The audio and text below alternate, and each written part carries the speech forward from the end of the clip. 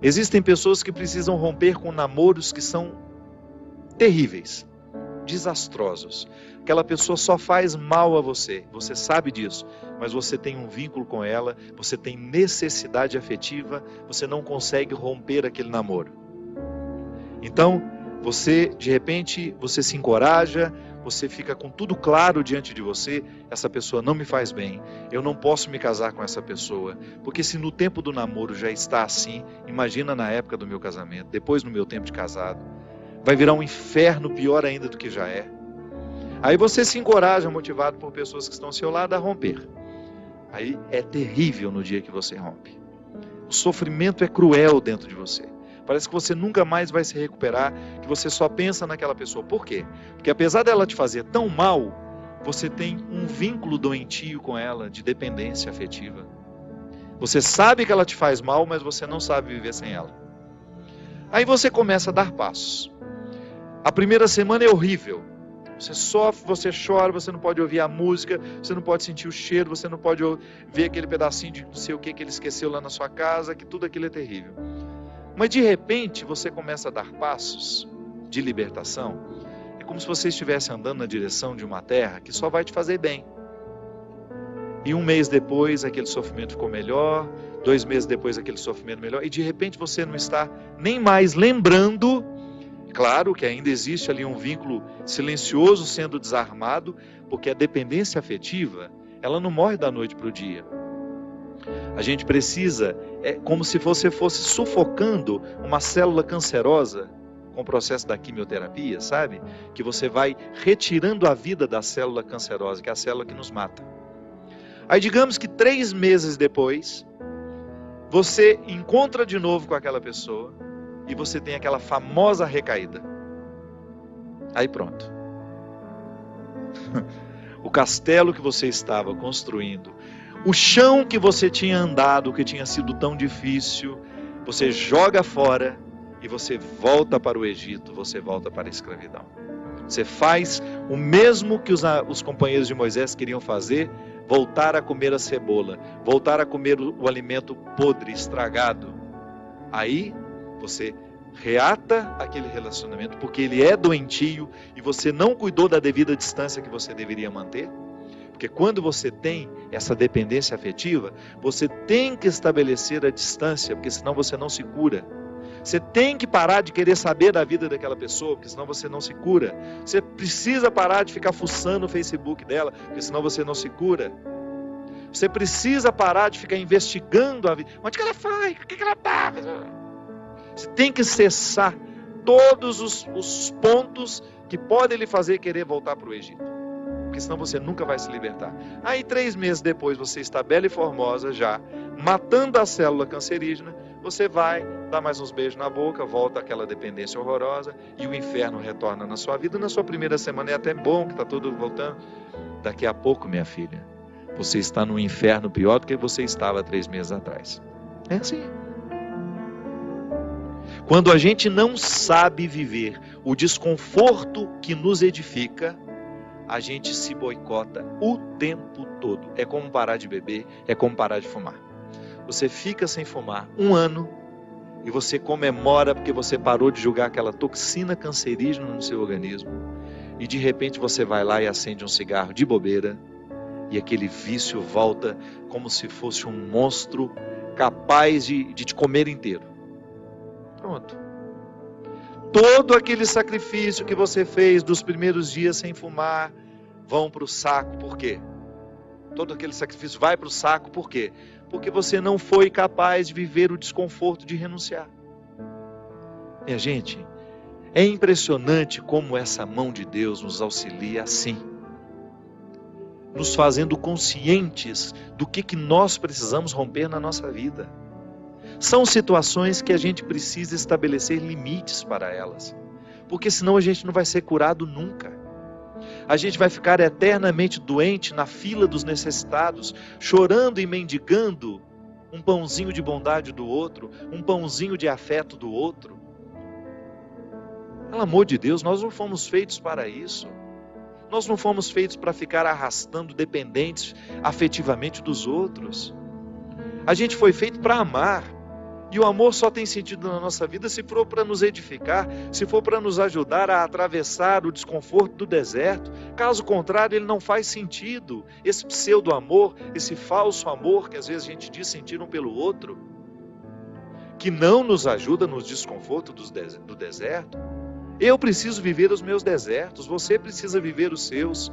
E os verdadeiros amigos são aqueles que reconhecem os desertos que o outro precisa passar e fala: isso mesmo. Vamos passar por esse deserto porque você precisa dele.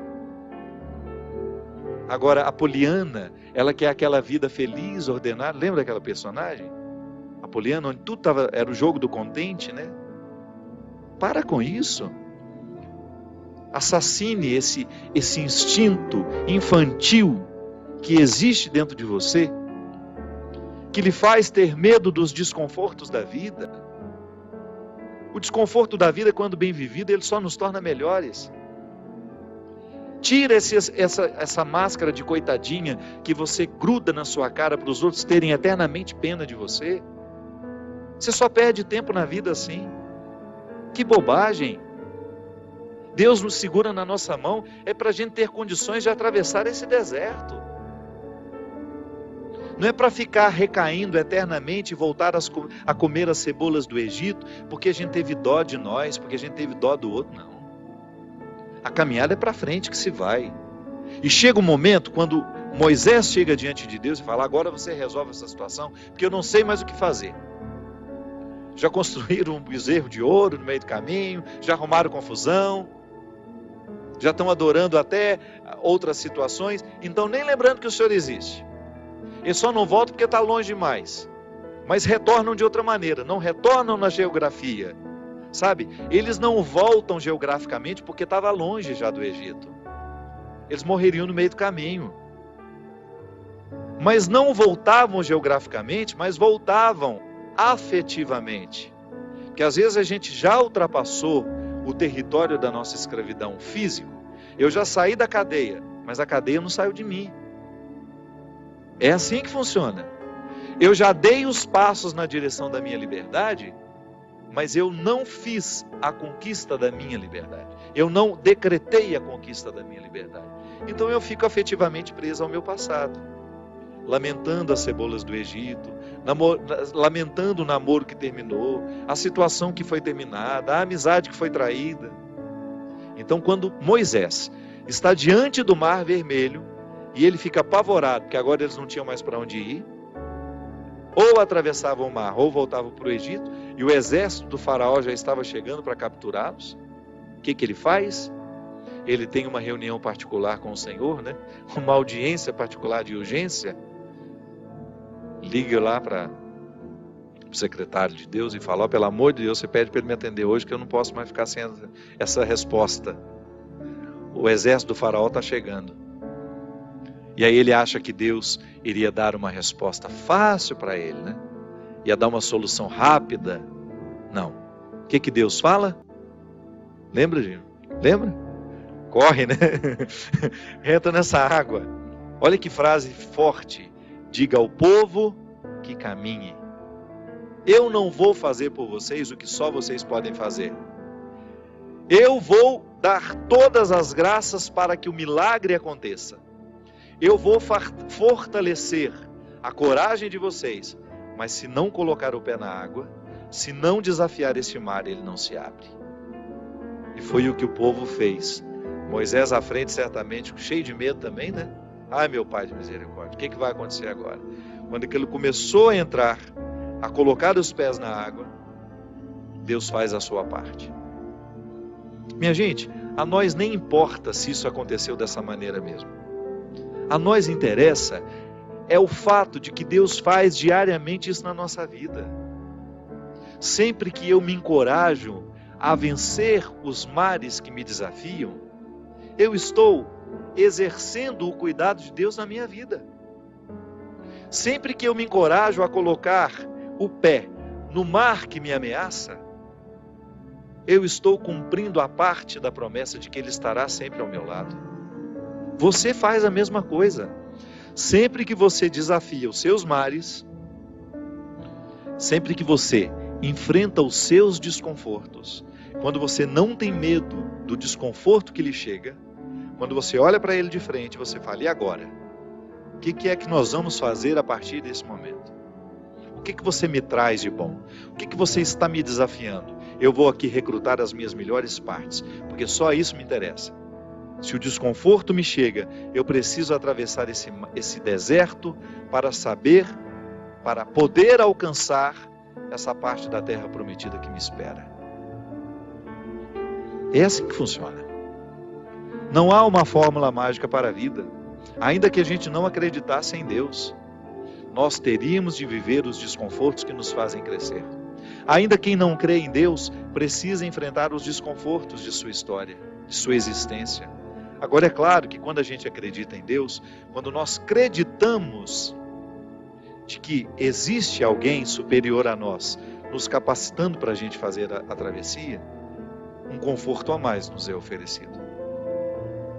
Por isso, baseados na experiência deste conforto que eu já fiz, que você já fez, em muitos momentos, quando essa mão de Deus cuidou de nós, e que a gente dá continuidade ao processo de caminhada, de enfrentamento. É enfrentamento, a palavra é essa. Se a gente não vive os enfrentamentos diários dos nossos desertos, dos nossos conflitos, dos nossos medos, a gente nunca vai chegar